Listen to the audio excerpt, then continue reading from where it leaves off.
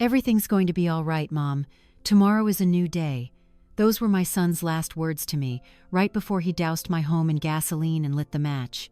The flames erupted, swallowing the familiar walls like a hungry beast.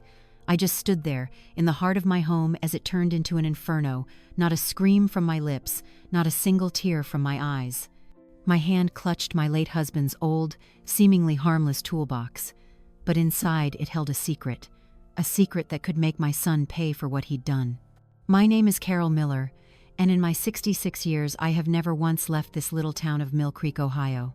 If this story touches your heart, please give it a like, share, and subscribe to our channel to hear more meaningful life stories with us.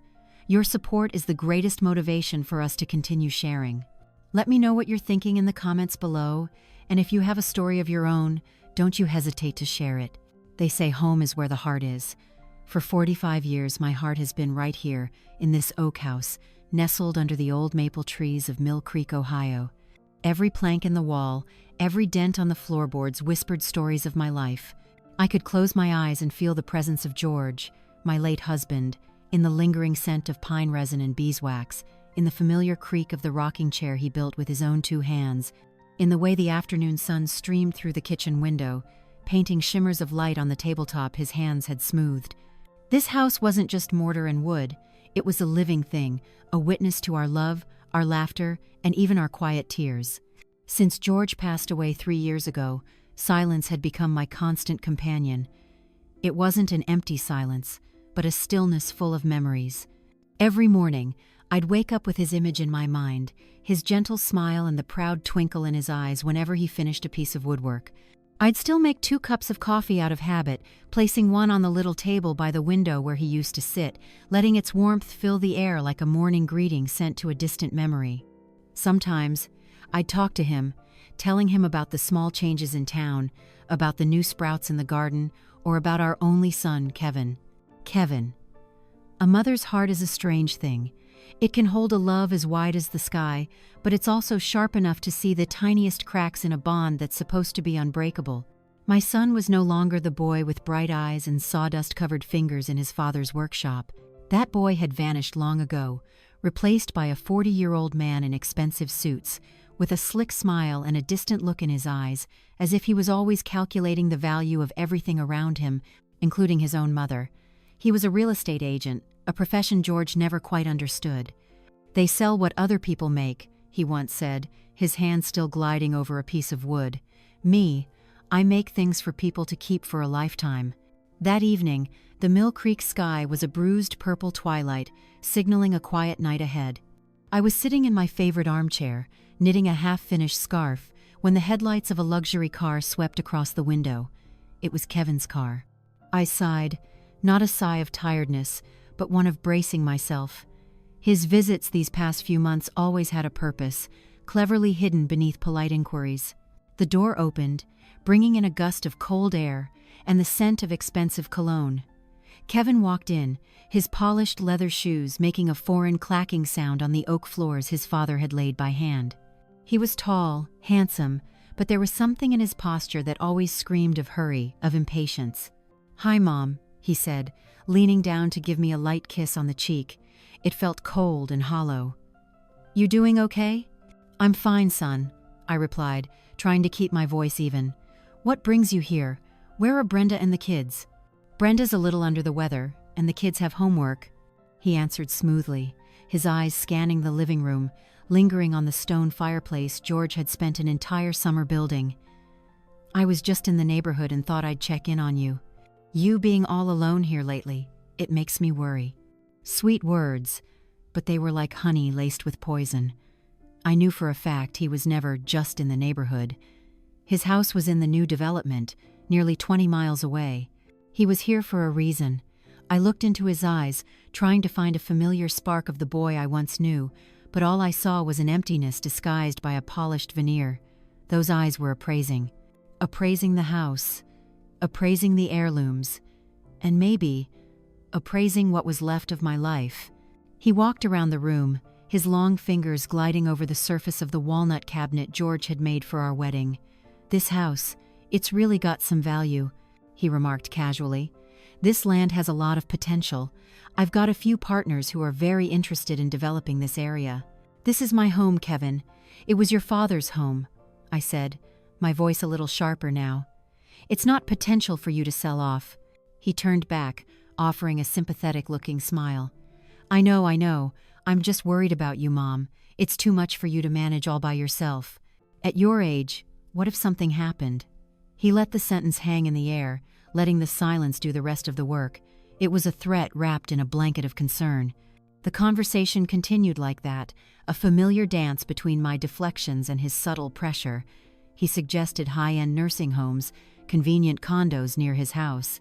Every word he spoke was aimed at uprooting me from this land where my roots ran so deep.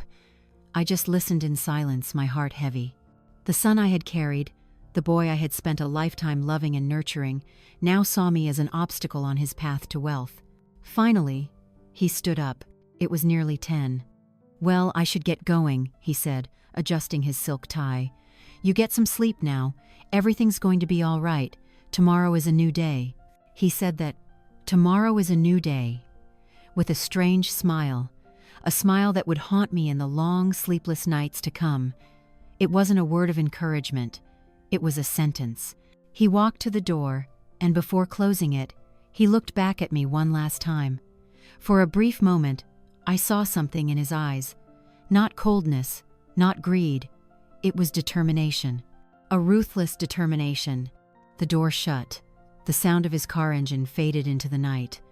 I sat alone in the quiet, but this time, it was no longer peaceful.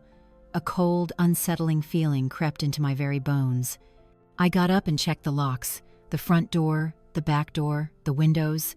Everything was securely fastened. But I knew that sometimes the greatest danger doesn't come from the outside. It comes from the ones you love the most. I tried to push the dark thoughts away, telling myself I was just being paranoid. I blamed it on old age, on becoming delusional. But a mother's intuition, honed over decades of worry and love, was screaming a warning I couldn't ignore. That night, sleep wouldn't come.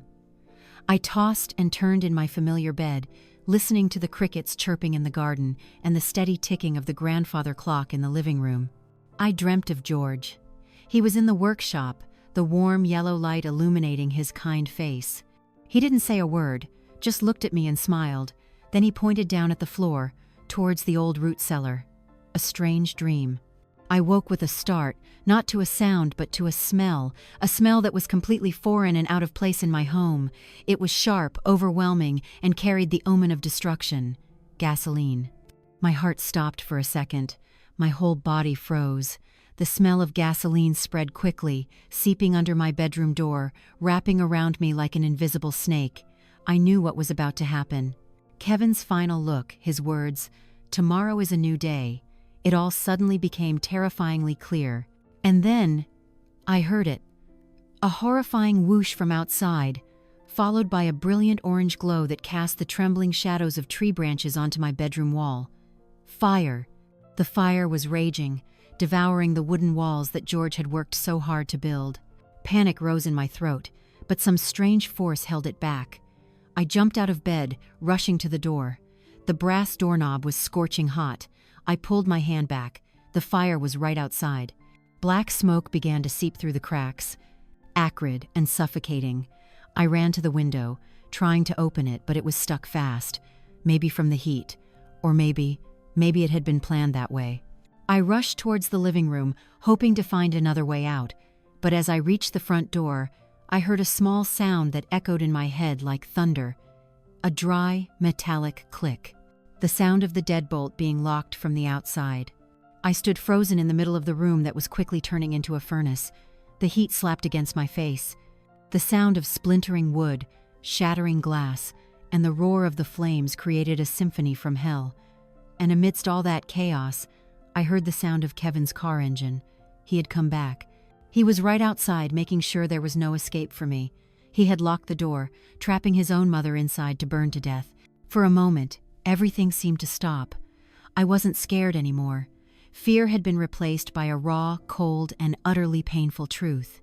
The son I had spent my life protecting was now trying to destroy me. The wedding portrait of George and me hanging above the fireplace caught fire, our smiling, happy faces contorting before turning to ash. Memories, love, life. It was all being incinerated. I didn't scream, I didn't cry. What was the point of screaming? To let the murderer outside hear my desperation? No. If I was going to die, I would die in silence. But then, the dream of George came back to me. He was pointing at the floor. The cellar. His words from years ago rang in my mind as clear as a bell. If there's ever trouble, go to the cellar, Carol. The way out is through the ventilation window. It's a tight squeeze, but you'll make it. A spark of hope ignited. It wasn't just an escape route. It was a command from the man I loved. I couldn't die here. I couldn't let Kevin's plan succeed. I had to live. Live to get justice for George, for this house, and for myself. The heat was getting more intense. The ceiling began to groan. I grabbed a tablecloth, quickly dunked it in the vase of flowers on the table, and pressed it tightly over my nose and mouth. The smoke was thick and black. I could barely see anything. I crawled on the floor, where the air was a little easier to breathe. My memory of every corner of this house guided me. I followed the wall, heading towards the kitchen door, where the entrance to the root cellar was. The heavy oak cellar door was still solid. The fire hadn't reached it yet. I pulled it open with all my might. A wave of cool, musty air washed over my face. I scrambled down the stone steps. But as I neared the bottom, a thought flashed through my mind. George's toolbox. It sat on a high shelf near the entrance, a thing he was never without. It didn't just hold his first chisels and planes, it held his father's hammer, heirlooms he treasured more than anything. It was the heart of the legacy he left behind. I couldn't leave it. Leaving it would be like letting George's soul be consumed by Kevin's fire. Ignoring the danger, I turned and climbed back up. The smoke was much thicker now. I could hardly breathe. I fumbled in the dark, my hands searching along the wall. Finally, my fingers touched the smooth surface of the old oak box. It was heavy, heavier than I remembered. I hugged it to my chest, feeling the weight of history, of love, and of a lifetime of labor. I made my way back to the cellar stairs, moving with more difficulty this time. The heat from above beat down on my back, threatening to set me alight. I practically tumbled down the last few steps, coughing and choking. I slammed the cellar door shut, sealing myself off from the inferno above. In the darkness of the cellar, all I could hear was the roar of the fire and the frantic beating of my own heart. I groped my way to the far end of the cellar, to the small ventilation window, set low near the ground. It was covered by a rusty iron grate. George had designed it to be removed from the inside. I set the toolbox down. My hands trembled as I worked the metal latches. The grate fell to the stone floor with a loud clang. A rush of fresh night air flooded in, more precious than anything in the world. The opening was very narrow. I wasn't sure if I could fit, but I had to try. I pushed the toolbox out first. Then, I took a deep breath, squeezed my chest, and started to wiggle my way through. The cold, sharp metal scraped against my skin, leaving painful scratches. For a moment I thought I was stuck, but then, with one final push, I was free. I tumbled out onto the damp grass behind the house, covered in dirt and cobwebs. I gasped for fresh air, my lungs aching. I lifted my head. My entire house, my home, was now a giant torch, lighting up the night sky. Sparks flew into the air like ghostly fireflies. I lay there, on the cold ground, clutching George's toolbox. I watched the flames dance, devouring 45 years of my life. But strangely, I didn't cry. Not a single tear fell. The pain was too great. It had turned into a cold emptiness, and from that emptiness, something else was beginning to stir. Another fire, a colder, darker, and more determined fire.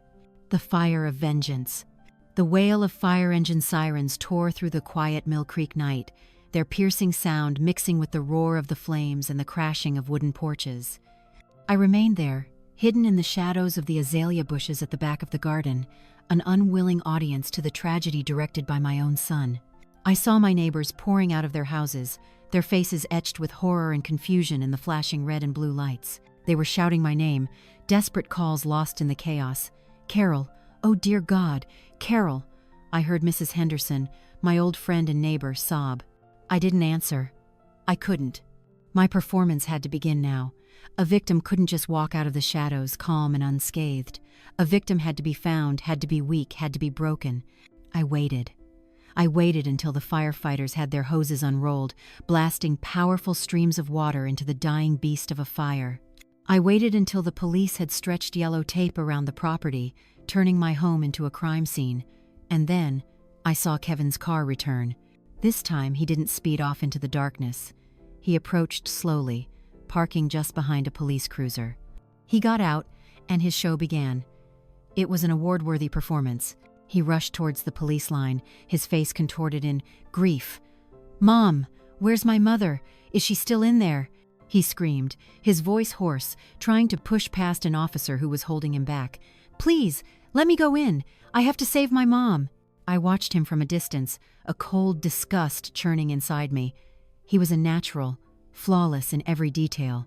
He had even managed to give himself a small burn on the back of his hand, probably from a match or a lighter, as evidence of his heroic attempt to save his mother. The crowd murmured, words of sympathy for the heartbroken, dutiful son.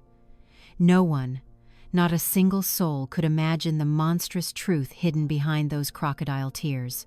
When a firefighter announced they hadn't found anyone inside, a strange silence fell over the crowd. All eyes turned towards the garden, where the dense bushes were still cloaked in darkness. That was my cue. I slowly got to my feet, swaying unsteadily. I made sure my clothes were disheveled, my face smudged with soot, and my white hair a tangled mess in the breeze. I stepped out of the shadows and into the headlights of an ambulance, like a ghost reborn from the ashes. "Carol!" Mrs. Henderson's scream was the first sound to break the silence. All eyes turned to me. I saw Kevin's face. For a split second, just a brief, unguarded moment before he could rearrange his features into a mask of relief, I saw it. Shock, utter disbelief. And above all, pure, unadulterated disappointment. He couldn't believe his eyes. His perfect plan had failed. I had survived. After that moment of shock, he rushed towards me, faster than anyone. "Mom, thank God you're alive," he yelled, throwing his arms around me. I could feel his body tense with rage, even as his arms tried to tremble with relief. He buried his face in my shoulder, and I could hear him hiss through his teeth, a sound only I could hear. "How?" I didn't answer. I let my body go limp, slumping against him, and began to shake, a controlled shiver. I let the paramedics surround us, guiding me into the ambulance. I closed my eyes, pretending to be in a state of shock. My act, the act of a frail, terrified, and confused old woman, had officially begun. In the hospital, the cold fluorescent lights and the strong smell of antiseptic made me feel sick. Kevin and his wife, Brenda, sat by my bedside. Brenda, a woman with perfectly styled blonde hair and an expensive manicure, was holding my hand, her eyes filled with tears. Her tears were as fake as her husband's love. "Oh, Mother Carol," she sniffled. "We were scared to death when we heard the news. I don't remember," I whispered, my voice hoarse and weak. I looked around the room with a dazed expression. What happened? My house, my home." Kevin placed a hand on my shoulder, a touch that took all my willpower not to flinch away from. "It's okay, Mom. You're safe now. There was an accident, a gas leak, they think. But don't you worry about a thing. You're going to come live with us." A gas leak, a lazy, blatant lie, but I nodded obediently, like a clueless child. I let them believe that I believed them. I let them think the shock had wiped my memory of that horrific night clean. Their safety lay in my weakness, and my revenge would be nurtured by that same mistaken belief. The doctor said I had acute stress disorder and post-traumatic fog. He said temporary memory loss was a normal reaction. Kevin and Brenda appeared incredibly concerned, constantly asking the doctor about my condition. They weren't worried about my health. They were just making sure my amnesia act was real. A few days later, I was discharged. Kevin drove me to their house. Their home was in a new development called Dream Fields, a tragically ironic name. It was a cold, modern block of a house with stark white walls, marble floors, and angular furniture made of metal and glass. It had no soul. It was more like a showroom than a home. The contrast between it and my cozy wooden house couldn't have been starker. They put me in a guest room downstairs, a small, sterile room with a single bed and a window that looked out onto the neighbor's concrete wall. "So you don't have to climb the stairs," Brenda said with a sweet smile. "And so we can take better care of you." The truth was, they wanted me somewhere they could easily monitor me, isolated from the rest of the house where they could freely discuss their schemes. The first few days passed in a self-induced haze. I spent most of my time sitting in a chair, staring into space, or wandering through the house with a vacant expression. I'd intentionally drop things, forget people's names, and ask the same silly questions over and over. I played the part of a senile old woman to perfection. Kevin and Brenda treated me with a false patience. They spoke to me as if I were a child, using simple words and a coddling tone. "Would you like some tea, Mother Carol? It's time for your medicine, dear." But when they thought I wasn't looking, I could see the glances they exchanged, glances of impatience, of frustration, and of calculation. I became a ghost in my own son's house, a silent, invisible presence, and it was that invisibility that gave me the chance to listen. That night, I didn't sleep. I lay in the strange bed, listening to the sounds of the house, the hum of the refrigerator, the click of the heating system. Around midnight, when the whole house was silent, I heard whispers coming from the living room. I quietly sat up, pressing my ear to the door. It was Kevin and Brenda. They thought I was fast asleep after the dose of sedatives they gave me every night. "Can't believe she survived," Brenda hissed, her voice full of frustration. "Such a perfect plan. You were so sure there was no way out, weren't you?" "I locked the main door," Kevin replied, his voice low and angry. "I never would have guessed she'd get out through that damn cellar vent. Dad never told me about it." "So what do we do now?" "She's just wandering around the house like a ghost. And what about the insurance policy?" "The insurance company is investigating. They say it's standard procedure," Kevin said. "But the bigger problem is the life insurance. It only pays out with a death certificate. It's useless now." A long silence followed. I could picture them looking at each other in the dark, their wicked minds working at full speed. Then Brenda spoke, her voice as cold as ice. "Then we need to get a doctor's confirmation that she's not of sound mind, that she's incompetent.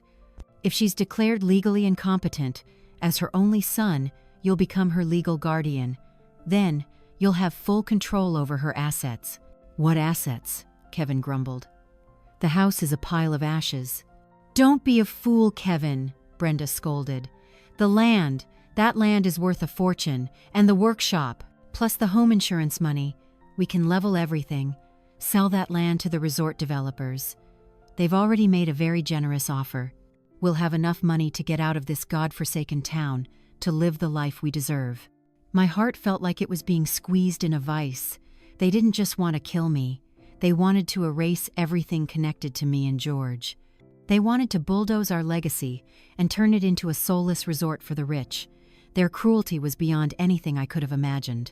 "But to do that, we need her to be completely dependent on us," Kevin said, his voice calm again, laced with cold calculation. "We have to keep up this act.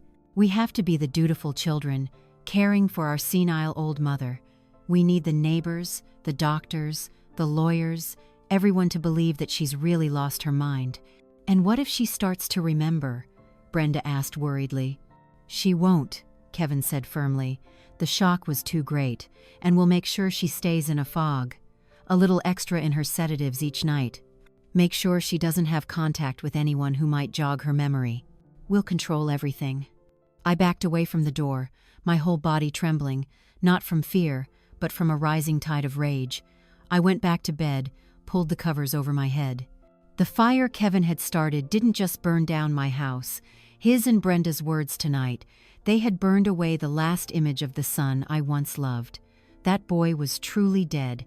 All that was left was a monster in human skin. From that night on, everything changed. My act was no longer just a means of self-defense. It became my weapon.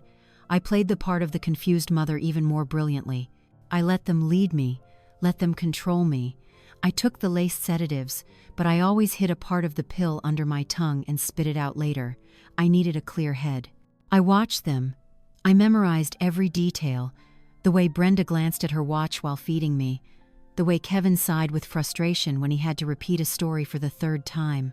The way they whispered to each other when they thought I was asleep. I collected the pieces of their conspiracy, like an ant gathering crumbs for its nest. I knew I couldn't stay here forever. I knew that just pretending to be weak wasn't enough. I needed a plan. I needed an ally. And I needed to find out what other secrets lay buried in the ashes of my home, George's toolbox. I had saved it. I had a strong feeling that the answer I was looking for, the key to turning the tables on them, was locked inside that old oak box. Time in Kevin's cold house moved like a glacier, slow and heavy. Each day was a repeat of soulless motions, waking up, eating bland meals, taking tainted pills, and sitting for hours on the gray leather sofa, pretending to be lost in a jumbled world of memories I had created myself. I was a prisoner in a jail with no bars, guarded by my own son and daughter-in-law. They monitored my every move, controlled every phone call, and filtered every visitor, allowing only those who could testify to my worsening condition. Brenda, especially, relished her role as the devoted daughter-in-law. She would often take pictures of me, carefully staged photos, me staring blankly out the window, or her patiently feeding me a spoonful of soup. Later, I'd hear her on the phone with her friends, her voice dripping with fake sympathy. "Oh, poor Mother Carol," she'd sigh. "She hardly recognizes anyone anymore. It's a burden, it really is, but it's our responsibility. Family is everything, you know." Every word she spoke was like a knife twisting in my wound. But I swallowed every bitter pill, burying my rage deep inside.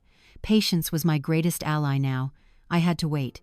Wait for an opportunity. A crack in the wall of vigilance they had built around me. That opportunity came on a Tuesday morning. About a week after I'd moved in, Kevin had a big meeting with an important client, and Brenda had to take the kids to a swim meet in another town. They would be gone all day. For the first time since I'd arrived, I would be alone. "You be a good girl now, Mom," Brenda said, her tone as condescending as if she were talking to a 5-year-old. "We've left lunch for you in the fridge. Just turn on the TV and watch something. And don't you go wandering outside, you might get lost." I nodded vaguely, my hands fiddling with the edge of a wool blanket. The moment the sound of her car faded, my mask of confusion dropped. My eyes sharpened. The house was eerily quiet, the silence of freedom. I didn't have much time. My plan was simple, but risky. I needed to get back to my property, to George's toolbox. I had seen the investigators carry it out of the bushes and tag it as evidence, along with other salvaged items, storing it in a police lockup. But I knew I had to go back to that place, to the ashes themselves. My gut told me there was something else waiting for me there, something the fire hadn't been able to touch. The problem was how to get there. I had no car, no phone, and Kevin had carefully tucked away all my money and identification in a safe place. But George always taught me, where there's a will, there's a way. I went into Kevin's home office. The room was arrogantly minimalist, with a large ebony desk and a powerful-looking leather chair. I knew Kevin had a habit of tossing loose change and sometimes small bills into an old cigar box on his desk. I opened it. Just as I thought, there was nearly $50 in cash inside. Enough for a round-trip taxi fare. I called a cab from the phone book on his desk. When the familiar yellow car pulled up, I quickly threw on an old coat and pulled a wool hat down to cover most of my face. I slipped out the back door, moving with a speed and purpose that was a world away from the slow, shuffling old woman Kevin and Brenda saw every day. As the taxi turned onto the familiar road leading to my old house, my heart pounded. From a distance, I could already see it. It wasn't a house anymore, just a blackened skeleton standing stark against the green land, an ugly scar on the face of my memory. The yellow police tape was still there, flapping in the wind like silent warnings. "You can stop here, driver," I said, my voice hoarse. "I'd like to walk a bit." I paid him and told him to come back in 2 hours. He gave me a look of pity, probably wondering what an old woman like me was doing in such a desolate place. I slipped under the police tape easily. No one was around. The initial investigation was over. Now, the place was left to the silence of ruin and ash. The smell of smoke and burnt wood still hung in the air, a ghostly scent that made my throat tighten. I walked up the gravel path, each step feeling like I was treading on the shattered pieces of my life. A fragment of a china plate my mother had given me, George's twisted eyeglass frames, a charred page from my favorite novel. Everything was gone, reduced to the ghosts of what they once were. But I wasn't here to mourn what was lost. I was here to search. I went around back to where George's workshop used to be. It had suffered the most damage, as it was made entirely of wood. The roof had collapsed, leaving only blackened walls and machinery that was warped and twisted from the heat. My heart ached seeing his wood lathe, now just a hunk of rusted metal. I remembered him standing there, wood shavings flying around him like golden butterflies, his face calm and focused. This was his sanctuary, the place where his spirit was free. Now it was a tomb. I took a deep breath, pushing aside the wave of grief. I approached the back wall, where my memory told me something was different. George was a tidy man, but in one corner, he always kept a messy pile of scrap wood. When I was younger, I used to nag him about it. He would just smile and say, "Everything has its place, Carol, even the mess." Now, that pile of wood was just charcoal. I found a broken piece of iron nearby and started digging through the layers of ash and soot. Underneath, the brick wall seemed intact. I tapped lightly on each brick. Most of them sounded solid, but then one brick, low to the ground, gave a hollow sound. My heart beat faster. I used the end of the iron bar to pry at the mortar around the brick. The old mortar crumbled easily. I pulled the brick out. It wasn't empty inside. There was a small metal handle set flush with the wall. I grabbed it and pulled hard. A whole section of the brick wall, about 3 bricks wide and 4 high, swung silently inward, revealing a dark opening, a secret door. A door that even I, his wife of nearly half a century, never knew existed. My throat went dry. George, my quiet, simple George, had secrets I never could have imagined. Inside was a small, narrow space, no bigger than a closet, and a distinct smell wafted out, the smell of cedar, linseed oil, and thyme.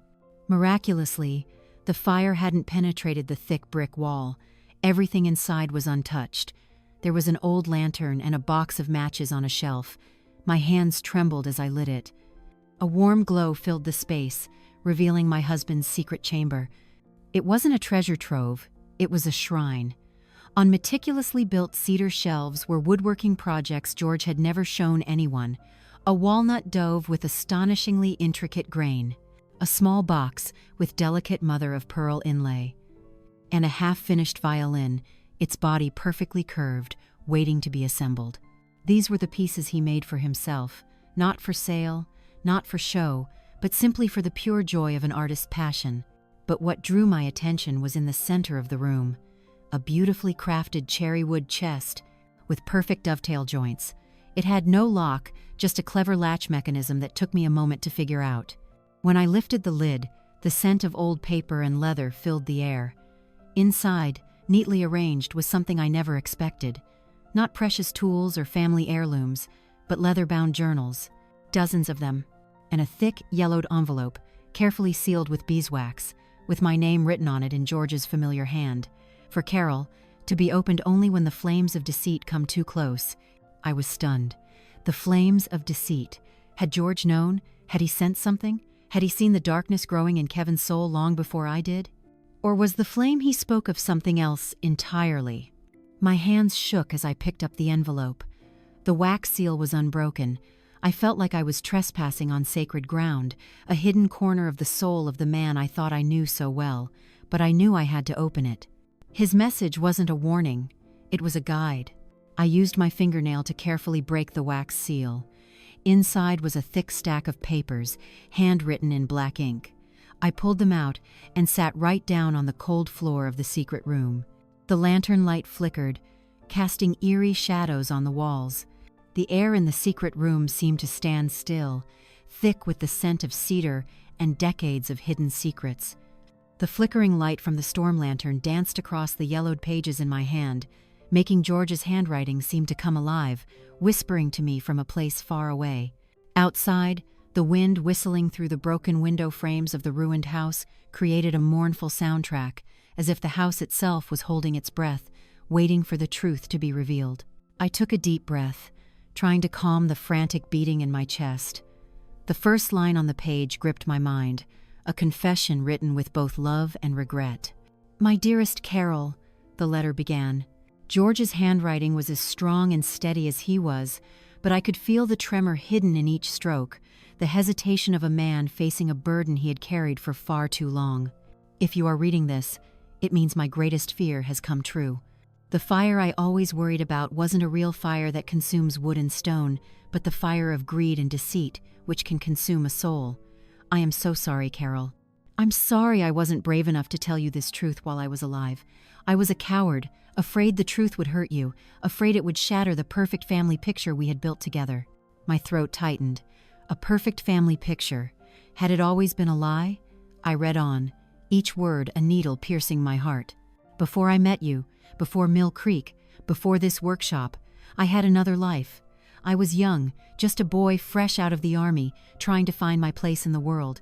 I went to Oregon, worked in a large lumber mill, and there I met her. Her name was Elizabeth Vance.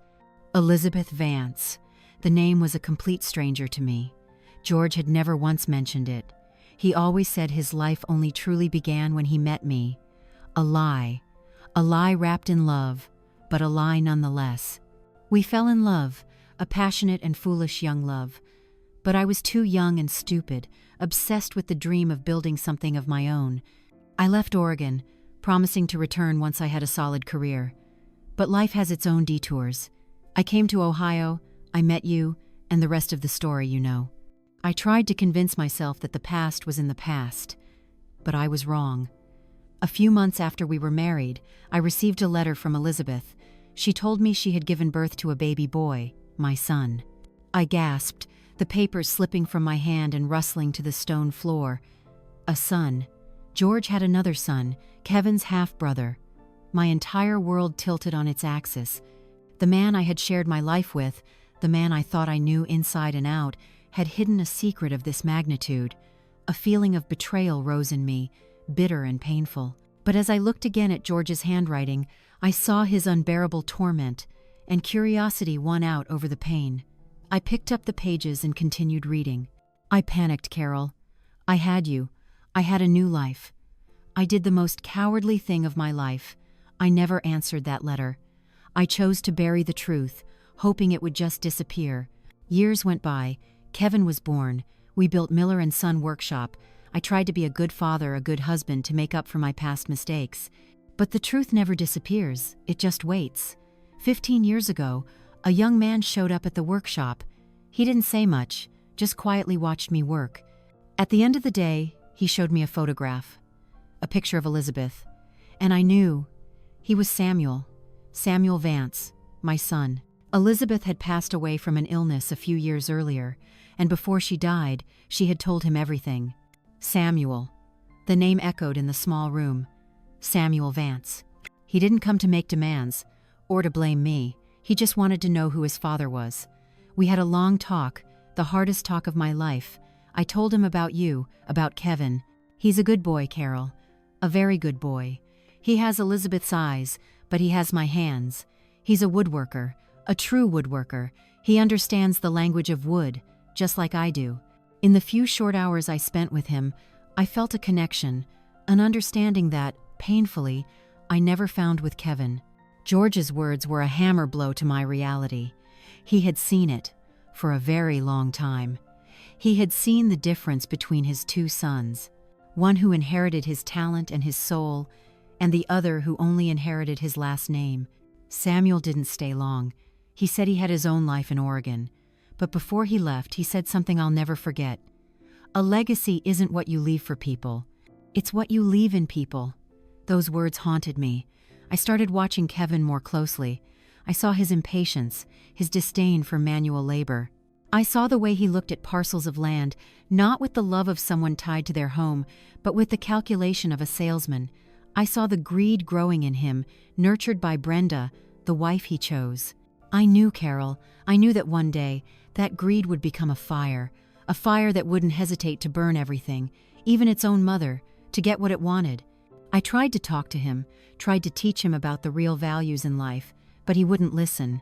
He saw me as a stubborn, old-fashioned man. Tears began to stream down my cheeks. Not tears of sorrow, but tears of understanding. George hadn't been blind. He had seen it all. He had lived with the pain of watching the son he raised slowly curdle, while the son he had abandoned was the embodiment of everything he held dear. That's when I made my decision. I couldn't let my legacy, not the money, but the soul of this workshop, fall into the hands of someone who would destroy it. I secretly went to see a lawyer, an old friend I trusted completely. I drew up a new will, a legal and indisputable will. I left the house to you, of course.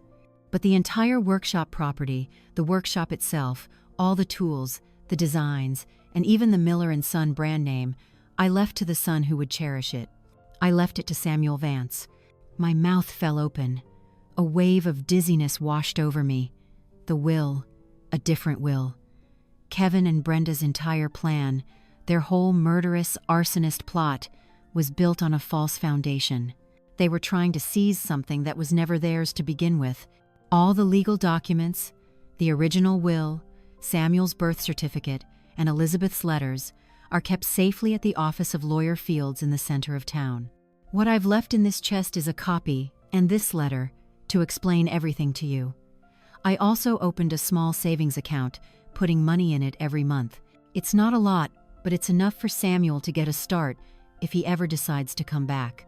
I know this is hard for you, Carol, but please trust me. I did this not just to protect my legacy, but to protect you. If Kevin knew he wasn't inheriting the workshop, his greed would know no bounds. He would do anything to get the other things. I hope the day you read this letter never comes. But if it has, if the flames of deceit have been lit, then find Samuel. Give him this letter. He's a good man. He will know what to do. He will help you. Because he doesn't just carry my blood. He carries the heart of a true woodworker. Forgive my cowardice. All my love forever. George. I sat motionless for a long time, the letter resting in my lap. The small room no longer felt suffocating. It felt like a sanctuary, a place where the truth was finally spoken. George hadn't betrayed me. He had tried to protect me, in the only way he knew how. He had given me a weapon more powerful than anything. The truth. The rage inside me was still there, but now it had a purpose. It was no longer a blind fire of hatred, but a controlled torch, ready to light the way forward. My plan now had a clear direction. I wasn't just fighting for myself anymore. I was fighting for George, for his legacy, and for the son he had trusted. I carefully folded the letter, placing it back in the envelope.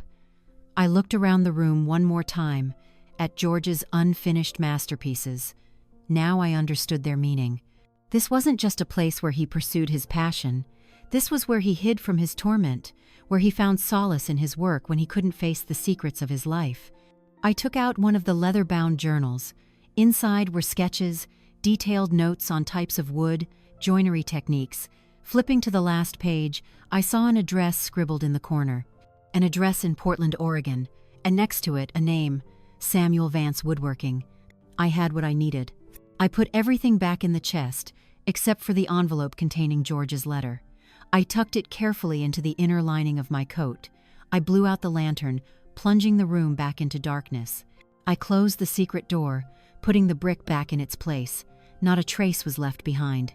When I stepped out of the ruined workshop, back into the daylight, I felt like a different person. The frail, frightened Carol Miller had died in the fire that night. The woman who now walked through the ashes had been reborn, stronger, more determined, and no longer alone. I checked my watch. It was almost time for the taxi to return.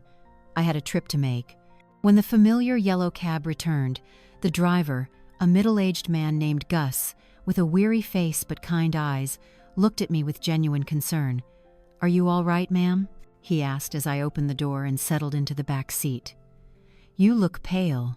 I managed a weak smile, keeping up my act. I'm just a bit tired. So many memories." I gave him the address to Kevin's house. During the ride back, I leaned my head against the window, pretending to doze off, but my mind was racing. George's letter felt like a hot coal hidden in my coat, both warming my hope and burning with urgency. Oregon, Samuel Vance. Those were my only compass points now. Getting back to Kevin's cold house before they returned was a race against time. I slipped in through the back, returned the leftover cash to the cigar box, and quickly changed out of my soot-stained clothes. When I was settled back on the gray sofa, with my usual vacant expression, I could hardly believe that the woman who had just carried out such a daring act was me.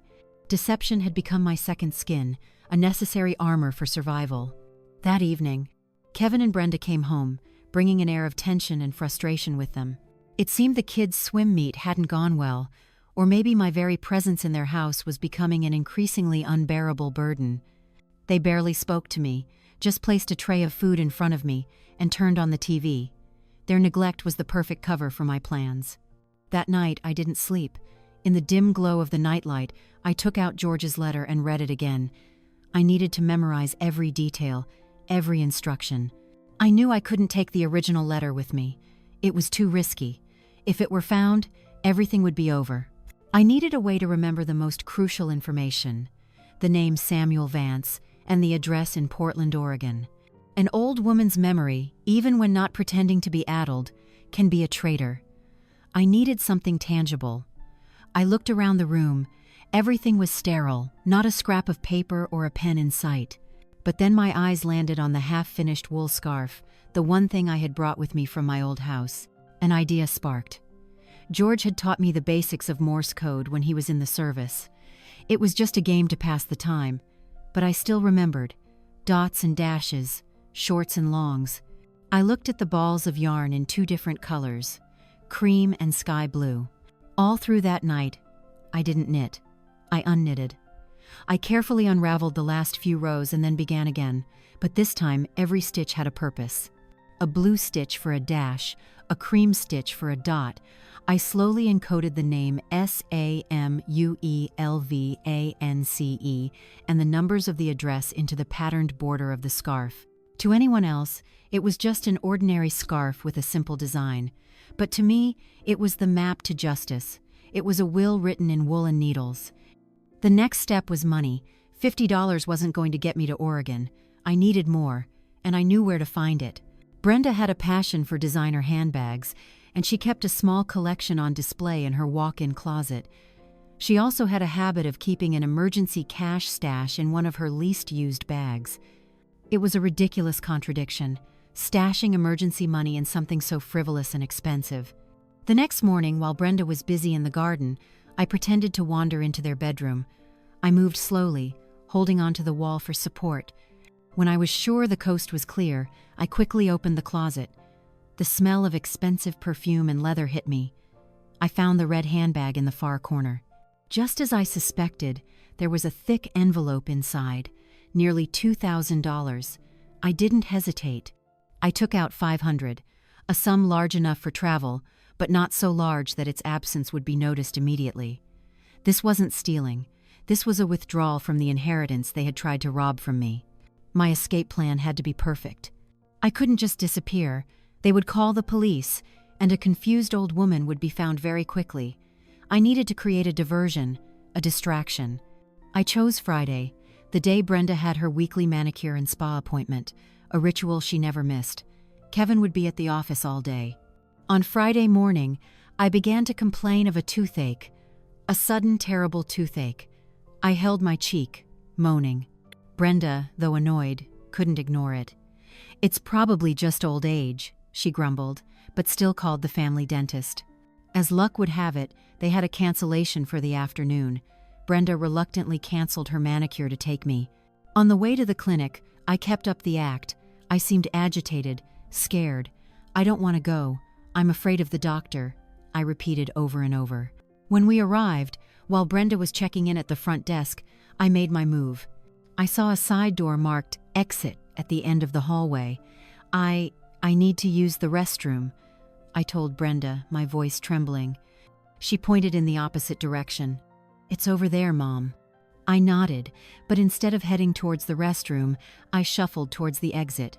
I walked very slowly, my back hunched, my hand trailing along the wall, every bit the frail old woman. Brenda gave me a single glance before turning back to the receptionist. That was all I needed. The moment I was out of her line of sight, I quickened my pace. I pushed open the side door and stepped into the alley behind the building. I didn't look back. I walked straight to the main street, where I had already figured out there was a bus stop. I pulled my wool hat down low, trying to blend in with the crowd. 15 minutes later, I was on a public bus, heading towards the downtown Greyhound station. My heart was still hammering in my chest. I knew I only had a short window of time before Brenda realized I was gone and started to panic. The bus station was a noisy, chaotic place. The smell of fast food, exhaust fumes, and lives in transit all mingled together. I stood in line and bought a one-way ticket to Portland, Oregon, a journey that would take more than 3 days. When I held that ticket in my hand, it finally felt real. I had done it. I was out. The trip on the Greyhound bus was an experience I will never forget. It wasn't comfortable, it wasn't glamorous, but it was the ride to freedom. I sat by the window watching America roll by. The vast cornfields of Ohio gave way to the sprawling plains of the Midwest, and then to the majestic Rocky Mountains.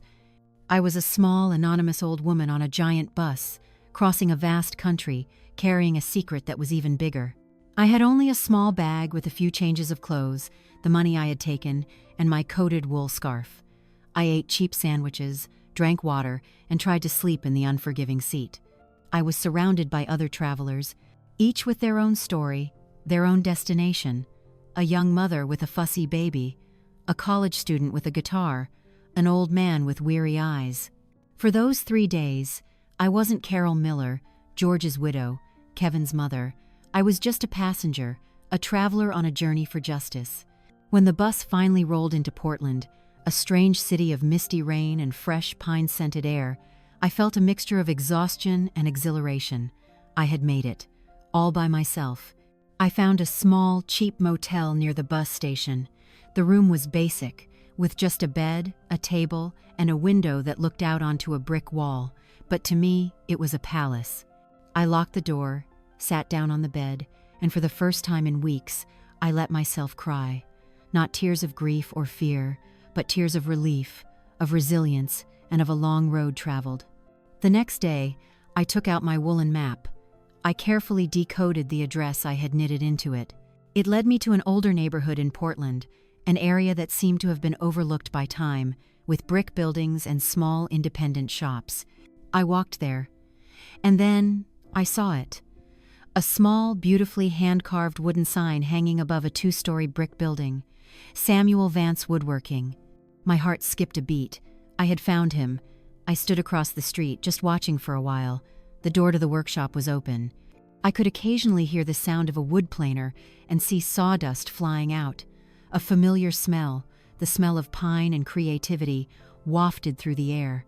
It was the smell of George, the smell of home. I took a deep breath, clutched my purse, and crossed the street. Every step was heavy with the weight of the past and the hope for the future. I stood at the threshold, hesitating for a moment. The man inside, the son I had never met, how would he react? Would he believe me? Would he help me? I had no other choice. I stepped inside. A small bell above the door chimed a clear, bright note. A man was standing with his back to me, bent over a large workbench. He was tall, with the broad shoulders of a man used to physical labor. He was using a chisel, carving an intricate detail onto a piece of wood. His posture, the way he held the tool, his absolute concentration, it was all a startling reflection of George. He heard the bell and slowly turned around. His eyes, they were Elizabeth's blue, just as George had written, but the quiet, deep, and slightly somber gaze was all George. He looked at me, a strange old woman standing in his doorway, his expression wary but not unkind. "Can I help you, ma'am?" he asked, his voice deep and warm like an echo from the past. My throat was dry.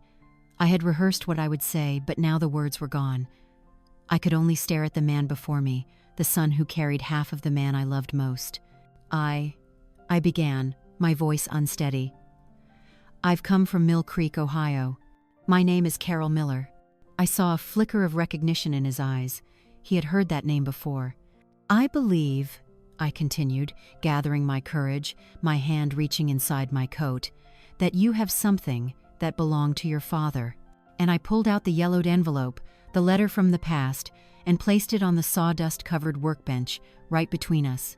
The moment I placed the envelope on the workbench, the atmosphere in Samuel's workshop seemed to thicken. The sounds of machinery from the street outside faded away, and the ticking of an old clock on the wall became unnervingly loud, as if it were counting down to a pivotal moment. Sawdust motes hung suspended in the shafts of light from the window, like tiny forest sprites witnessing this quiet reunion. Samuel didn't immediately reach for the letter. He just stood there, motionless, his deep blue eyes fixed on the time-stained envelope. His face, which held the familiar lines of George's but was etched with the story of a very different life, showed no emotion other than intense concentration. He was like a woodworker examining a rare piece of timber, trying to read the stories hidden beneath its rough surface. I could feel his wariness, a defensive wall built by years of independence, and perhaps by the wounds of a rejected past. I didn't push. I just stood there patiently, letting the silence do its work, letting the letter speak for itself. Finally, after what felt like an eternity, he slowly reached out. His fingers, so much like George's long, strong, and calloused from work, brushed lightly against the surface of the envelope. He didn't look at me. His gaze remained locked on his father's handwriting. He picked it up, feeling its weight, as if he were weighing the entire secret life contained within it. He walked over to an old wooden stool in the corner of the room, a place I guessed was where he took his breaks, where he did his thinking. He sat down, and in the pale yellow light of a hanging bulb, he carefully opened the letter. I stood by the door, not daring to breathe too loudly, feeling like an intruder in an incredibly private moment. I watched the subtle play of emotions across his face as he read. I saw his brow furrow slightly as he read about his parents' love story. I saw his jaw tighten as George confessed his cowardice. And then, as he read the part where George described their meeting, described his secret pride in his woodworker son, I saw the corners of his eyes begin to glisten. He didn't cry out loud, but a single tear traced a path down his sun-weathered cheek, a tear that held loss, validation, and maybe even a little forgiveness. When he finished reading, he didn't look up right away. He folded the letter carefully, smoothing the creases, and just sat there, his head bowed, staring at his own calloused hands. A solemn silence filled the workshop, a silence more eloquent than any words. I decided to speak, my voice soft as a whisper. "Your father, he loved you very much, in his own way." Samuel looked up, his eyes were red-rimmed, but his gaze was incredibly clear. "He never forgot," he said, his voice raspy, more a statement to himself than to me. "I always wondered, all these years, I always wondered if I was just a mistake he wanted to forget." "Never," I replied firmly. "You were not a mistake. You were his secret pride. He saw himself in you. He saw the soul of a woodworker." He stood up and walked to the window that looked out onto a small back alley. He stood there for a long time, his back to me. I knew he needed time to process everything, to absorb a truth that could change his entire understanding of himself and the father he had only known for a few short hours. When he turned around, the vulnerability in his eyes was gone, replaced by a quiet resolve. "In the letter, he talked about a fire," he said, looking directly at me. "And you've come all this way? What happened in Mill Creek, Mrs. Miller?" And so I told him. I sat down on the chair opposite him, the visitor's chair, and I told him the whole story. I told him about Kevin and Brenda, about their growing greed. I told him about the pressure to sell the house, to sell George's legacy. I told him about that terrible night, the smell of gasoline, the click of the lock, the fire that consumed everything. I told him about their plan, about my charade of dementia, and about my escape. I spoke plainly, without drama or self-pity. I simply presented the facts, cold and unvarnished. Samuel listened intently, never interrupting. He sat there, his hands clasped, his elbows resting on his knees. As I spoke, I could see the emotions shifting on his face. Initial disbelief gave way to shock, then to disgust, and finally a quiet, simmering anger hardened his eyes. His jaw was clenched, his knuckles white. He wasn't angry for me. He was angry for his late father. He was angry that his legacy was being trampled by the very son he had raised. When I finished, silence fell between us again. But this time, it wasn't the silence of awkwardness or distance. It was the silence of a newly forged bond, of a shared purpose built on a foundation of truth. "They tried to kill you," Samuel said, his voice low and filled with contempt, "all for a piece of land." "It wasn't just about the land, Samuel," I replied. "They wanted to erase him. To erase any trace of a life of honest labor that they were always ashamed of. That's something I cannot allow." Samuel stood up and began to pace the length of the workshop. He moved like a caged animal, his pent-up energy radiating through the room. He stopped in front of a large, half-finished oak panel, his hand resting on its smooth surface, as if drawing calm from the wood's solidity. "He left the workshop to me," he said, a note of disbelief still in his voice, as if he were trying to accept the fact himself. "Why? He barely knew me." "He knew you enough," I said. "He knew you had a craftsman's hands. He knew you understood that the value of a tree isn't in how much money you can sell it for, but in what you can create from it. Kevin never understood that." He turned back to me, a decision solidifying in his eyes. The hesitation was gone, replaced by a determined fire. "The lawyer. He said the papers are with a lawyer named Fields. We need to call him. I don't have a phone, and I don't dare use any form of communication that can be traced," I explained. "That's all right," Samuel said. "I'll take care of it." He walked over to the old-fashioned rotary phone in the corner. "But first, you need to rest. You look exhausted. There's a small apartment upstairs. You can stay there. No one will find you here." For the first time in days, I felt a true sense of safety. I nodded, a quiet gratitude welling up inside me. That evening, Samuel took me up to the small apartment above his workshop. It was simple and rustic, filled with furniture he had made himself, but it was incredibly warm and clean. He made a simple meal of soup and bread, and we ate in silence. It wasn't an awkward silence, but the comfortable quiet of two people who understood each other without needing many words. After dinner, he said, "I called Lawyer Fields. He's still practicing. He was very cautious at first, but when I mentioned the letter from Oregon, he understood immediately. He confirmed that everything in the will is true. He's been waiting for one of us to make contact." I let out a breath I didn't realize I'd been holding. "So, what do we do now?" Samuel looked at me, his gaze steady.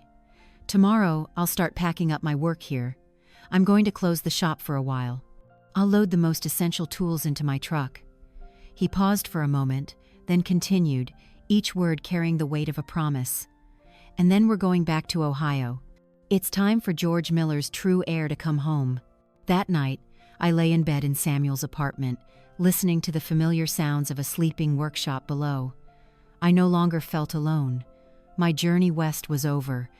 But another journey, the journey back to confront the past and reclaim the future, was just beginning.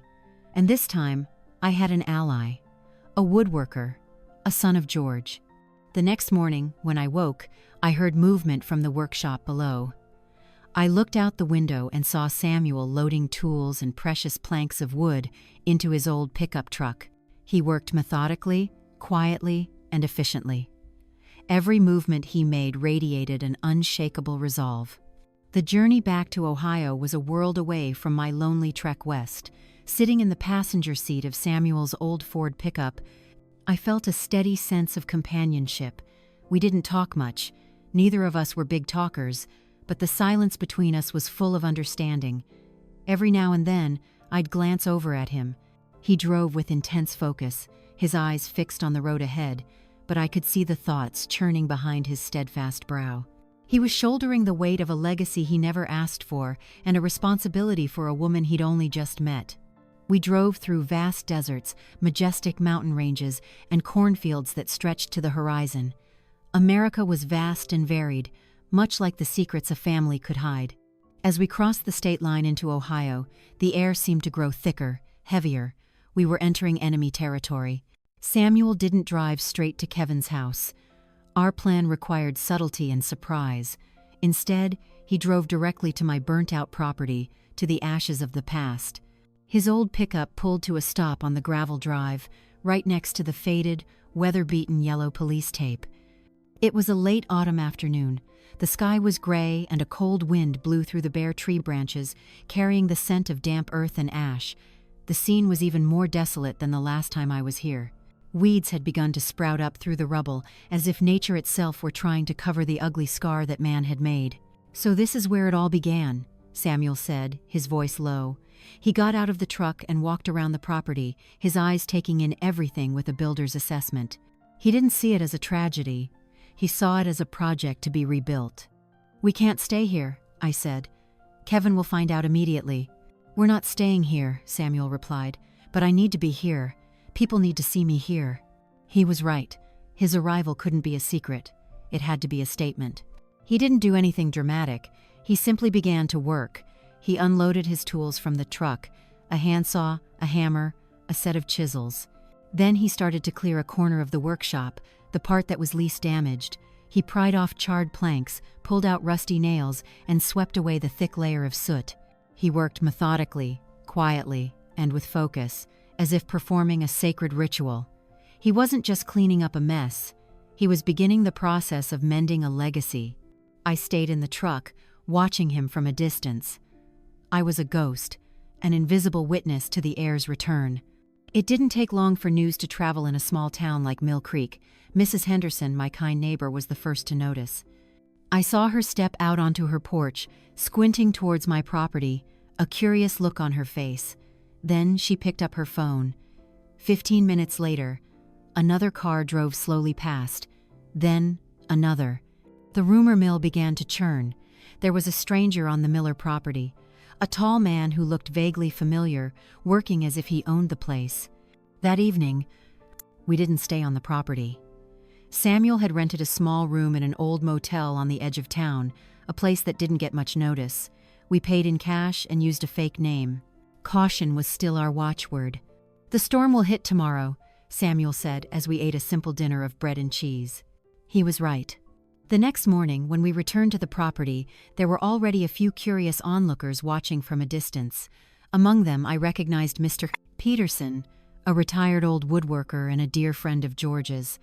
He was well into his 80s and walked with a cane, but he stood there, leaning on it, just watching Samuel work.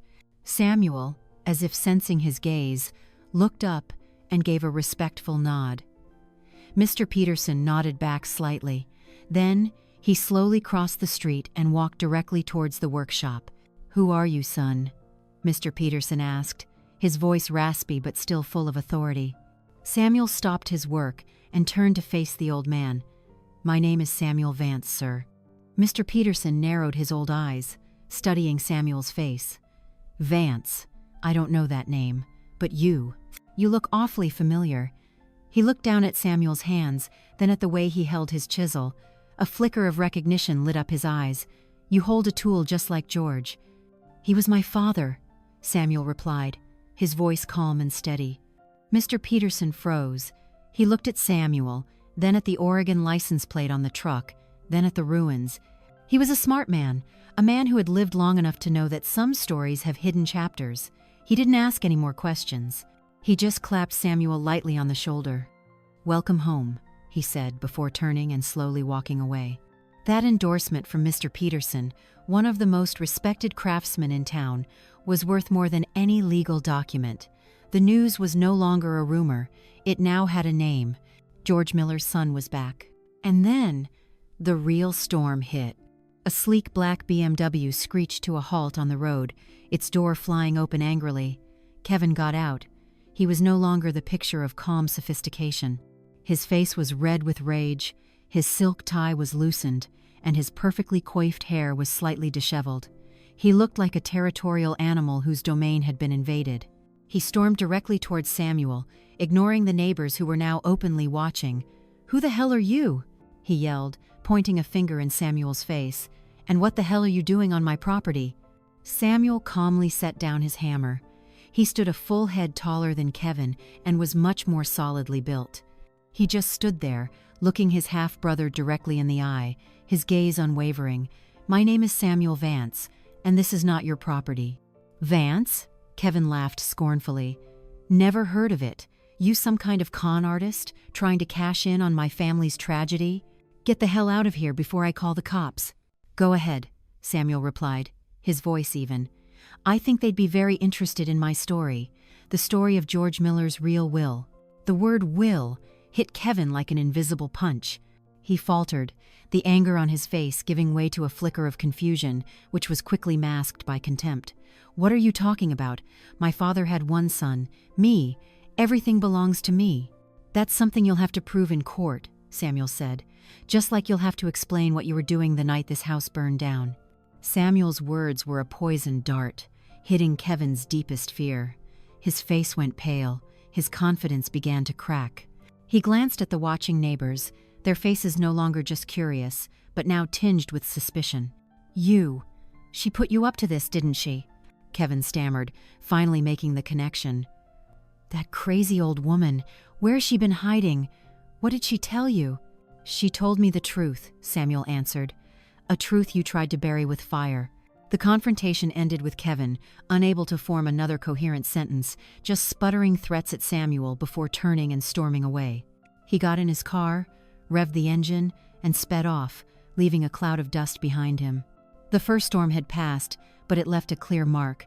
The town of Mill Creek was now divided.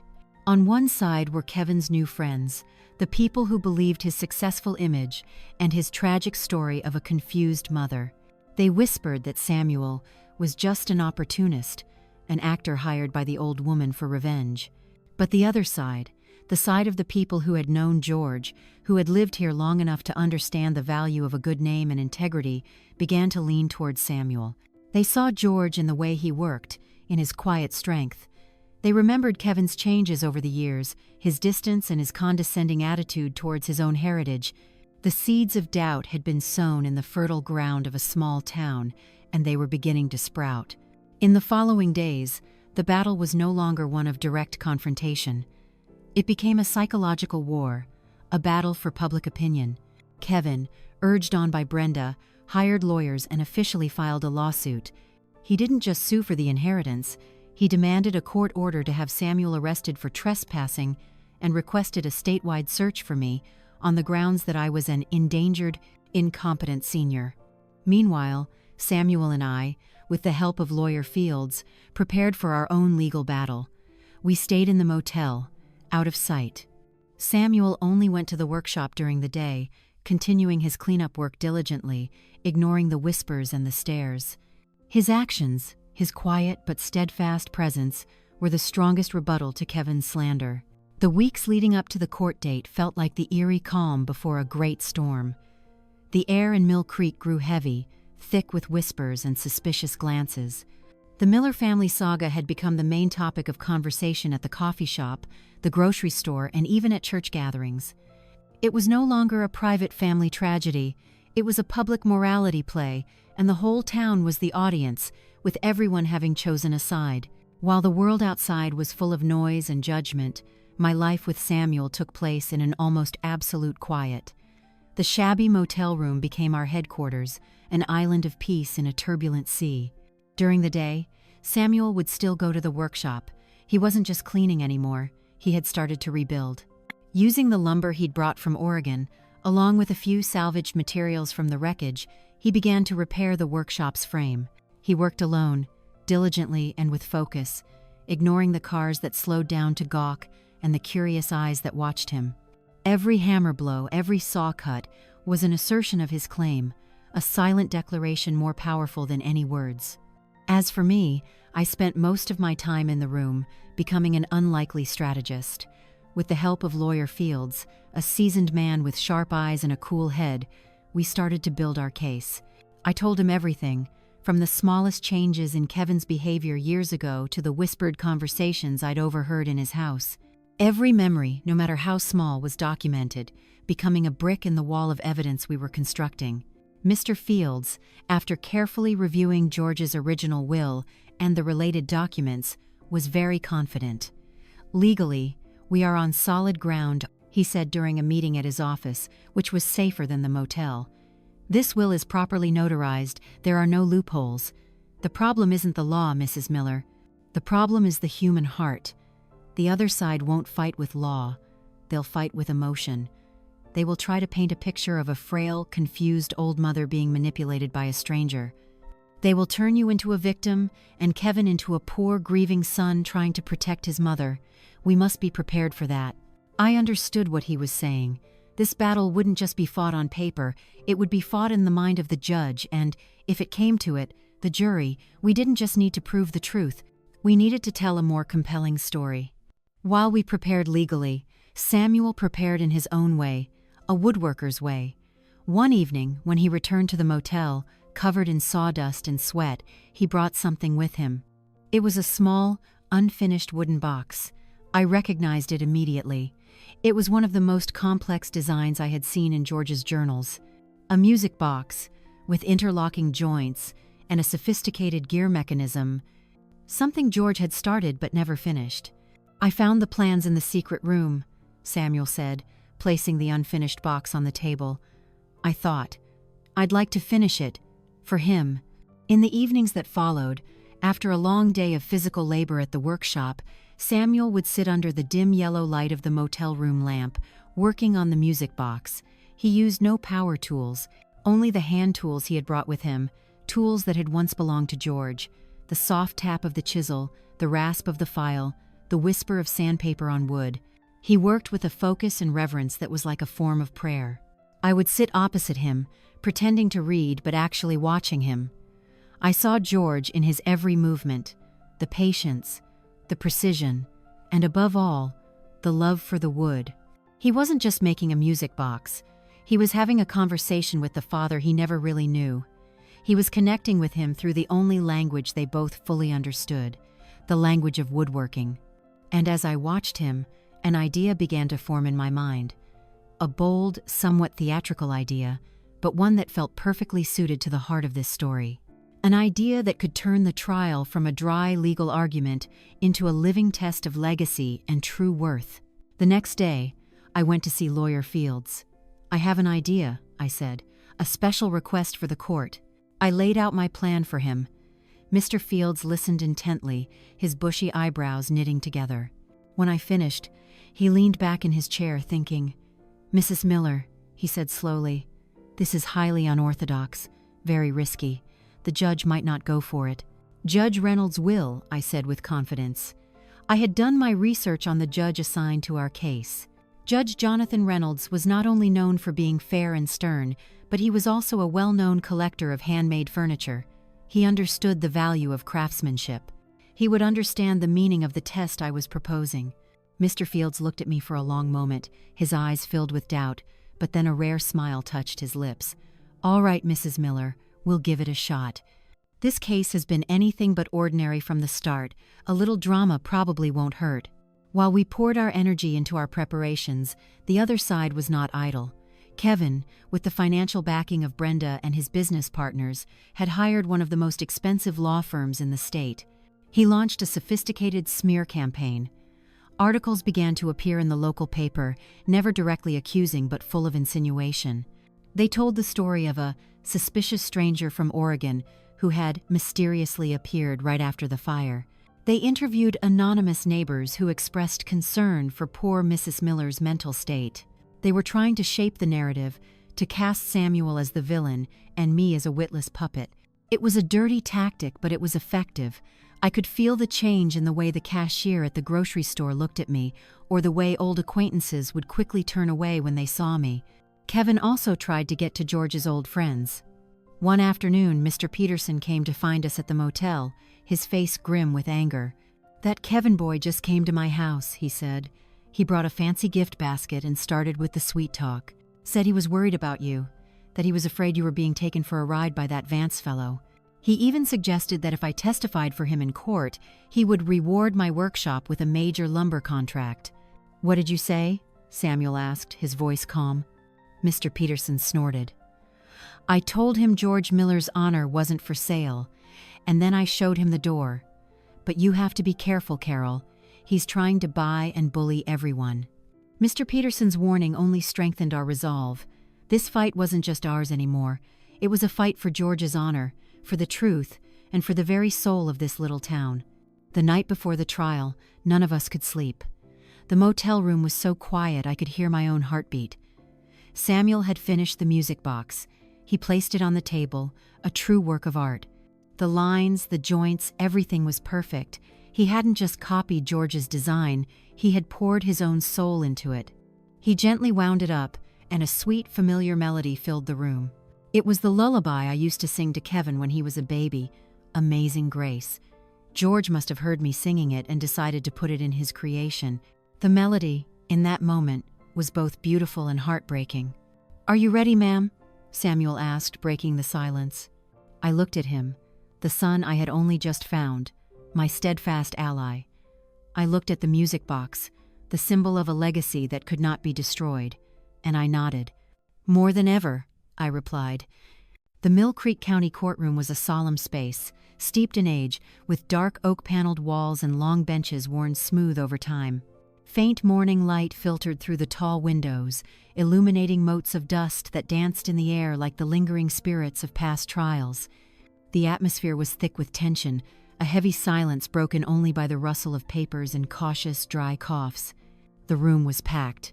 It seemed the entire town of Mill Creek had turned out to witness the final act of the Miller family drama. I saw Mrs. Henderson in the front row, clutching a handkerchief. I saw Mr. Peterson, his old face set in grim lines, sitting straight-backed with a quiet dignity. On the other side, I saw Kevin's business partners, men and women in expensive suits, whispering amongst themselves with an air of overconfidence. This wasn't just a trial, it was a community judgment. I sat beside Lawyer Fields, with Samuel right behind me. He wore a simple but clean pressed shirt, his calloused hands resting calmly on his knees. He was unnervingly calm, like a craftsman about to begin a job that required absolute precision. His steadiness gave me strength. Across the aisle, Kevin sat with his high-powered legal team. He wore a perfectly tailored navy suit, looking more like a successful businessman about to close a deal than a son suing his mother. He feigned composure, occasionally flashing a confident smile at his lead attorney. But I could see the tiny tells of his anxiety that he couldn't hide, the way he constantly adjusted his tie, the fingers that drummed a silent, nervous rhythm on the polished wooden table. Brenda sat right behind him, her face a carefully applied mask of makeup, but her eyes darted around the room, avoiding everyone's gaze. Then Judge Jonathan Reynolds entered. He was a tall man with salt and pepper hair and a stern face, but his eyes held a glint of wisdom. The entire courtroom rose. As he sat and banged his gavel, a complete silence fell. "Court is now in session," he declared, his voice deep and resonant. Kevin's lawyer, a slick-haired man with a smug smile named Marcus Thorne, began. He strode to the center of the room with a practiced confidence. He opened his statement with words full of sympathy, painting a tragic picture of an all-American family, torn apart by a horrific tragedy. "Your Honor," he said, his voice ringing with drama, "my client, Kevin Miller, is here today not as a man driven by greed, but as a heartbroken son. A son who nearly lost his beloved mother in a terrible fire, and now must watch as that same mother, in her most fragile mental state, is being manipulated and influenced by a complete and total stranger." He pointed a finger at Samuel. "A man named Samuel Vance, who has appeared out of nowhere with no verifiable connection, and suddenly claims to be the heir to a legacy he had no part in building. We are here today to protect Mrs. Carol Miller from this blatant exploitation, and to ensure that the legacy of Kevin's esteemed father, Mr. George Miller, is placed in the hands of the one who deserves it, the only son he raised and loved." Thorne's speech was effective. He had cleverly framed the narrative as a battle between family love and outside deception. A few people in the courtroom began to nod in agreement. I glanced at Kevin. He had his head bowed, one hand covering his face, his shoulders shaking slightly as if he were holding back sobs. A perfect performance. Then Thorne began to call his witnesses. A doctor, who had examined me after the fire, testified that I showed clear signs of post-traumatic confusion. A few neighbors, likely rewarded by Kevin, told stories of me acting strangely and seeming disoriented. Step by step, they were building the image of a pitiful old woman, no longer sound of mind to make her own decisions. When it was Lawyer Fields' turn, he asked each witness only a few short, sharp questions that exposed the holes in their testimony. He asked the doctor if the confusion could have been temporary, caused by shock. He asked the neighbors if they had actually spoken to me or just observed me from a distance. He wasn't trying to destroy their testimony, he was simply planting seeds of doubt. Finally, the moment I had been waiting for arrived. Mr. Fields stood. Your Honor, he said formally, to address the very heart of this matter, which is who is truly the worthy heir to George Miller's legacy, we would like to propose a rather unique, yet deeply fitting, method of proof. A murmur went through the courtroom. Judge Reynolds raised an eyebrow. Continue, Mr. Fields.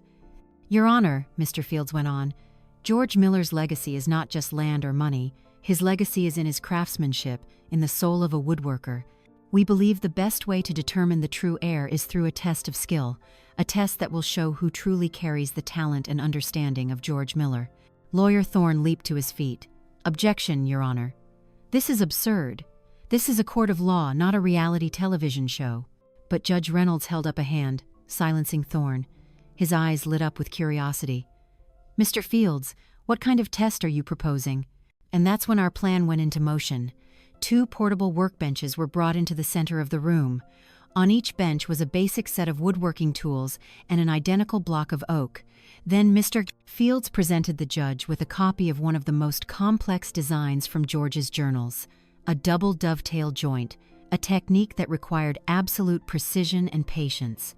We propose that both Mr. Kevin Miller and Mr. Samuel Vance attempt to create this joint, right here, before the court, Mr. Fields announced. Kevin's face went white. The confidence drained from him instantly, replaced by a look of sheer panic. He turned and whispered furiously to his lawyer. He hadn't picked up a chisel or a saw in 20 years. He probably didn't even know the names of the tools. Judge Reynolds looked at the design, then at Kevin, then at Samuel. A faint, knowing smile touched his lips. Request granted, he declared, banging his gavel. You both have 1 hour. What followed was one of the most tragicomic scenes I have ever witnessed.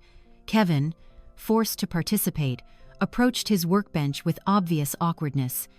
He picked up the chisel as if it were a snake, fumbling, not knowing where to begin. He tried to mimic what Samuel was doing, but the result was a disaster. He missed with the hammer, chipping the blade of the chisel. He sawed crookedly, leaving jagged cuts in the wood. The clanging, clumsy sounds from his side of the room were a stark contrast to the rhythmic, skillful sounds coming from Samuel's. Samuel, meanwhile, worked as if he were born for this. He was in no hurry. He measured carefully, scribing faint pencil lines. Then he began to chisel, each tap of the mallet precise and deliberate. Wood shavings curled up, and a perfect joint began to emerge from the rough block. He wasn't just completing a test, he was demonstrating an art form. The entire courtroom, including Judge Reynolds, was captivated by his performance. After an hour, time was up. Kevin's block of wood was utterly ruined, looking as if it had been gnawed on by a beaver. On Samuel's bench sat a perfect double dovetail joint, the pieces fitting together so snugly that not even a sliver of light could pass through. A hush fell over the courtroom. The result was plain to see, but we weren't done yet. Mr. Fields called me to the witness stand. I walked up, no longer trembling, no longer afraid. I looked directly at Kevin, who sat frozen in his chair. Mr. Fields began by asking me about the will, about George's letter. I answered clearly and coherently, my voice carrying through the room. Finally, he asked the deciding question. Mrs. Miller, the opposing counsel suggests that you are not of sound mind to make your own decisions. What do you have to say to that? I turned to Judge Reynolds. Your Honor, perhaps a 6-year-old woman's memory isn't as sharp as it used to be, but there are some things a mother never forgets. I took a deep breath and turned to look directly at Kevin. I haven't forgotten the sound of my son's voice that night when he said, "Tomorrow is a new day." I haven't forgotten the sound of the deadbolt clicking as he locked me inside. And I most certainly have not forgotten the smell of gasoline. The courtroom held its breath.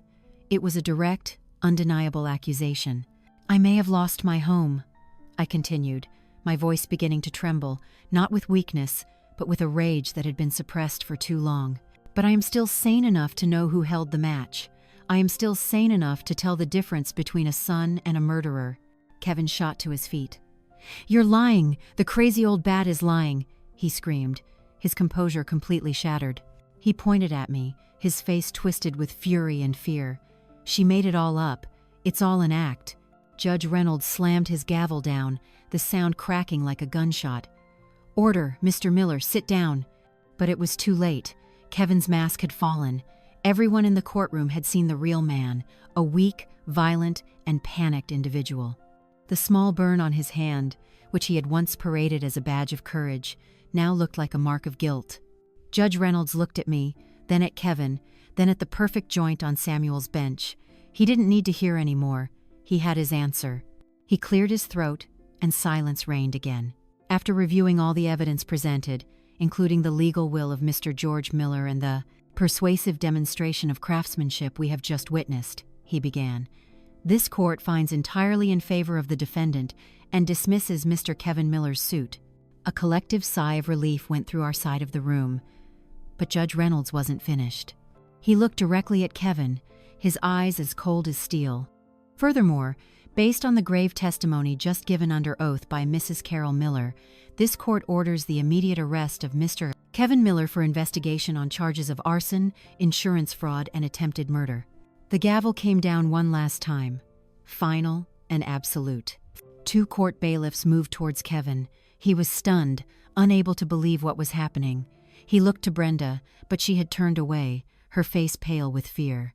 He slumped into his chair, utterly defeated. It was over. His show had come to an end. As they handcuffed him and led him away, he passed by me. His eyes were empty, lifeless. He had lost, completely. Not by complex legal arguments, but by a wooden joint and a mother's undeniable truth. Stepping out of the courthouse, I was greeted by the fresh air of a late autumn afternoon. The sky was still overcast, but it seemed like a weak ray of sunlight was trying to break through the clouds, like a promise of a brighter tomorrow. The tension that had followed me for weeks finally dissipated, leaving behind a feeling of relief that was also strangely empty. The battle was over. We had won. But victory sometimes carries a bitter taste. A small crowd of local reporters surrounded us, cameras flashing and questions being shouted all at once. But Lawyer Fields skillfully shielded us, giving only a brief statement. The truth won today. The Miller family asks for their privacy during this difficult time. Samuel placed a hand on my shoulder, a steady and comforting touch, and quietly led me through the crowd toward his old pickup truck. As we sat inside the cab, away from the noise, I finally allowed myself to let out a long breath.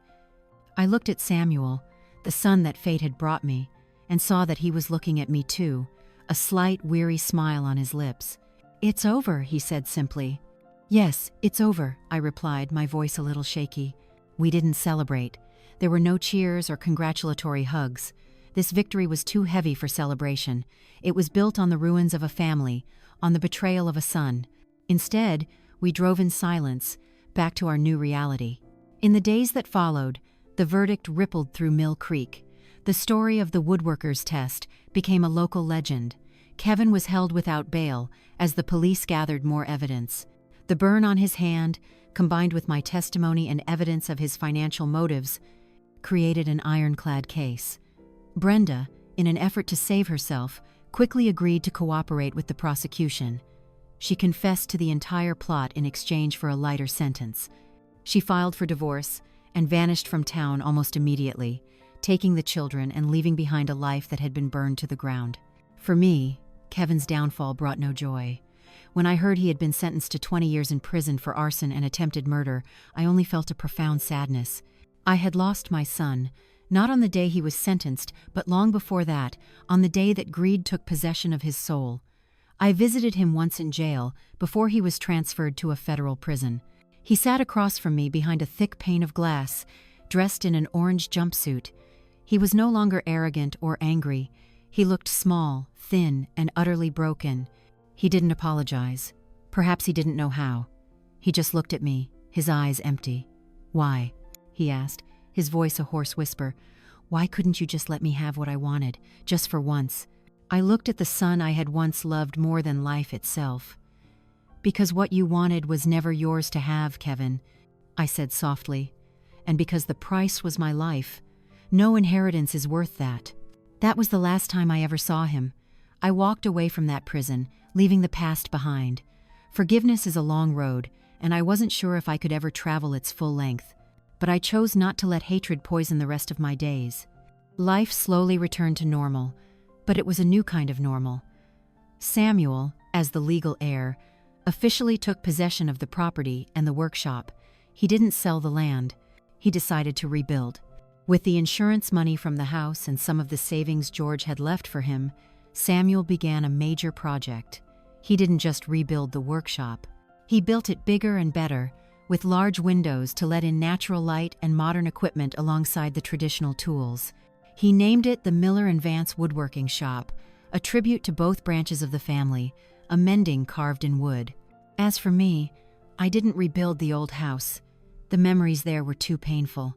Instead, Samuel designed and built me a beautiful little cottage on a corner of the property, overlooking the garden I loved so much. It wasn't as big as the old house, but it was filled with light and love, with wooden furniture made by Samuel's own hands, each piece a work of art. During the rebuilding, something wonderful happened. The old woodworkers in town, George's friends, came to help. First Mr. Peterson, then others. They came not for money, but out of respect for George and admiration for Samuel's talent. They brought their own tools, their knowledge, and their stories about George. The workshop was no longer just a place of business. It became a community hub, a place where George's legacy was kept alive through the hands and hearts of people who loved the craft. When the new workshop officially opened, Samuel made a surprise announcement. He declared that Miller and Vance Woodworking would not only be a place to produce furniture, it would also be a vocational school where he would pass on his skills to the young people of Mill Creek, completely free of charge. He wanted his father's legacy to be not just objects, but knowledge, passion, and an opportunity for young people searching for their own path. And so, from the ashes of betrayal and greed, something beautiful grew. The workshop became busier than ever, filled with the sounds of laughter, saws, and chisels from both the old and the young. Samuel became a respected teacher and mentor, just like his father. He had found his place, not in distant Oregon, but right here at his roots. One spring afternoon, I was sitting on the porch of my new home, looking out at the garden bursting with new life. Samuel brought me a cup of tea and sat down in the rocking chair beside me, a chair he had made for me, an exact replica of George's old one. We sat there in comfortable silence, watching the sunset paint the sky in shades of purple. "Are you happy, Mom?" he asked suddenly, his deep, warm voice blending with the peaceful air. I turned to look at him, the son I had found in adversity, the gift that George had left for me. I looked into his eyes, which held both the wisdom of a man who had seen much and the kindness of a good soul. I smiled, a real smile, from the bottom of my heart. "Yes, son, I am very happy." I thought about the fire, the terrible fire that had taken almost everything from me, but now I realized it had also given me so much. It had given me the truth, it had given me strength, and it had given me a new family, a family built not on blood, but on respect, love, and a shared legacy. They say blood is thicker than water, but I have learned that a true legacy doesn't flow in the veins. It lives in the hands, in the heart, and in what we create and leave behind in the world. The fire had taken one son from me, but it had given me back my husband's legacy and a real family. I took a sip of tea, feeling its warmth spread through me. The sounds of laughter from the workshop drifted over, mingling with the song of the birds in the garden. The war was truly over, and for the first time in a very long time, I felt at peace, completely and utterly at peace. Thank you for listening to my whole story. If this story resonated with you, please like, share, and subscribe to the channel so you don't miss the next ones. And don't forget to leave a comment below with your point of view, your perspective, or your own story, so we can all connect and share with each other.